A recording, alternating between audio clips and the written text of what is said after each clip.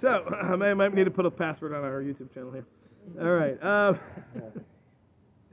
So now, V'ulam. However, the person in this world, who b'matzav echad, he is in a certain state, shehachaymer chazak bay, that the physicality is very strong in him, as we mentioned.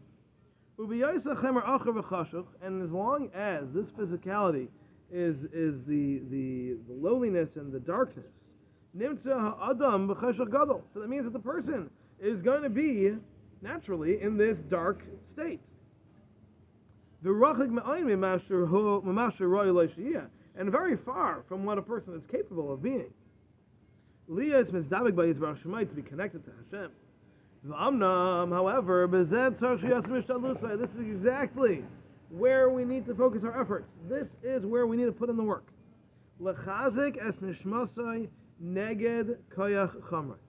To strengthen, to work with a strength of the spirituality against the darkness of physicality, and to improve your state, to elevate yourself at a shir haroyle to the extent that is possible for you. Okay, so, and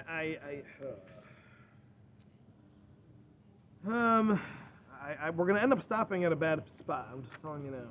So don't stop. Yeah, we're not going to make Keep going. All right.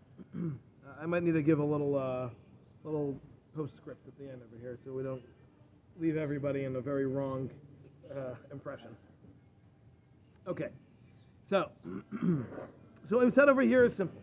We understand the physicality as it stands now is what holds us back, and we understand that the neshama and the body cannot be separated, and therefore the option is only to elevate the body, to use the seichel, to focus on spirituality, and in doing so, we can remove the darkness of the physicality that contains the neshama, and that will eventually be able to elevate the body to a point where the neshama is primary. Okay? Synopsis. Good? Okay. Now, that we mentioned in the beginning, there's two elements. There's man himself, and there's the place that man finds himself. So now we're going to get into the place that man finds himself. The place in which man finds himself, gam hu chamri v'chashach. It's also very physical, very dark. And everything that you find around you is also very dark, very physical. And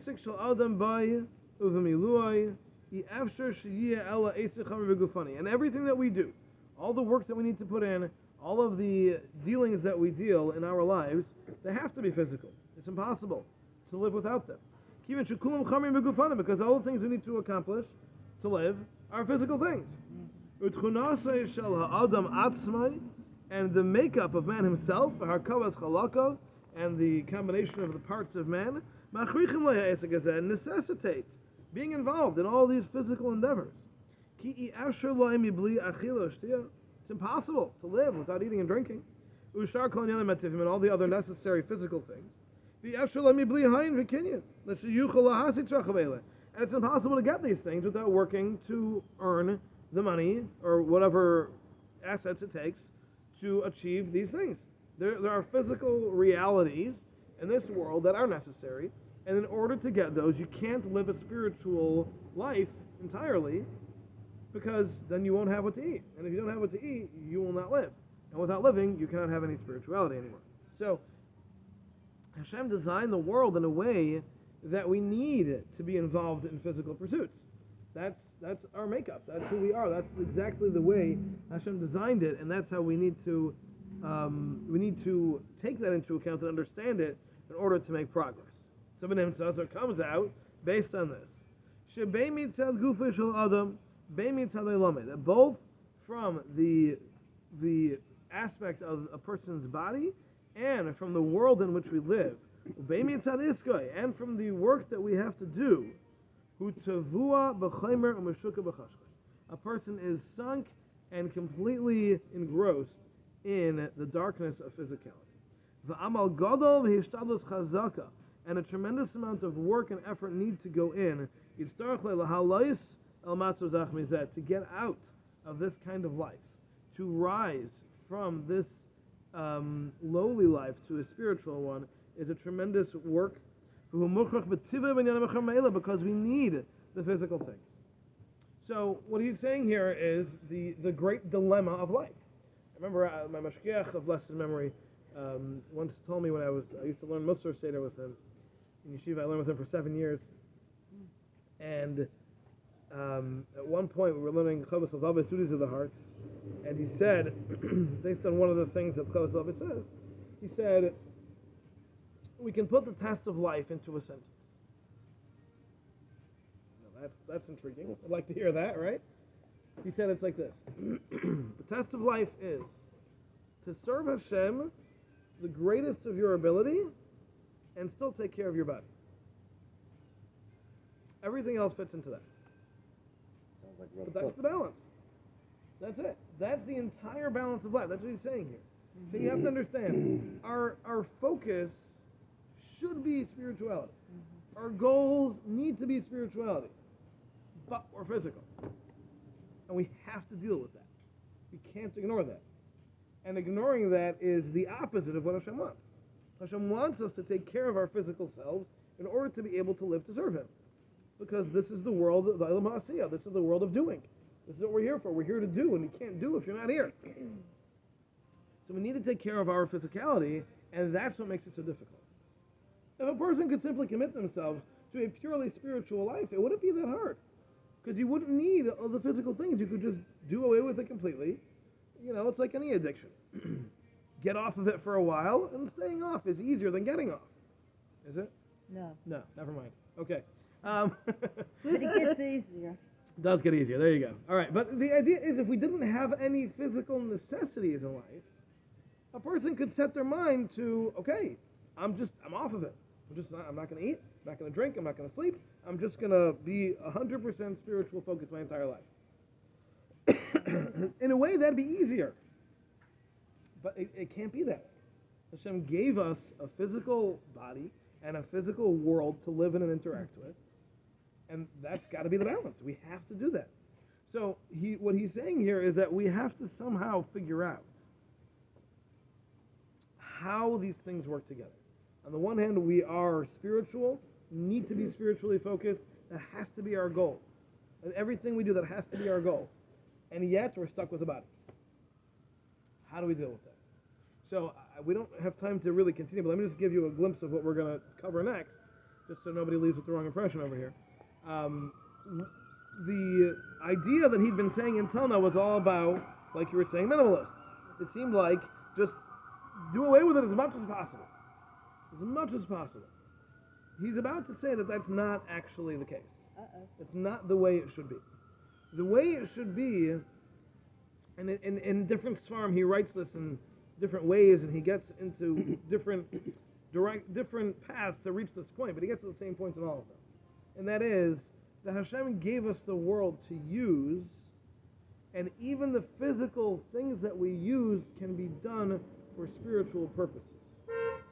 So it's not about getting rid of as much physicality as possible.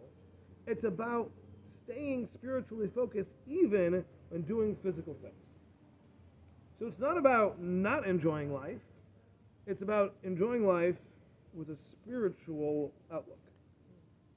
So that's what we'll get into. That's going to be the next section over here. So I don't want anyone walking away thinking, okay, that's it, bread and water, that's it. Right? No, we're not doing that. Sell off everything, live in a tent. There you go. Golf cart. But you golf don't cart. have to have You can put the wall down. Oh. But just be warned, we might use you as a backdrop. So.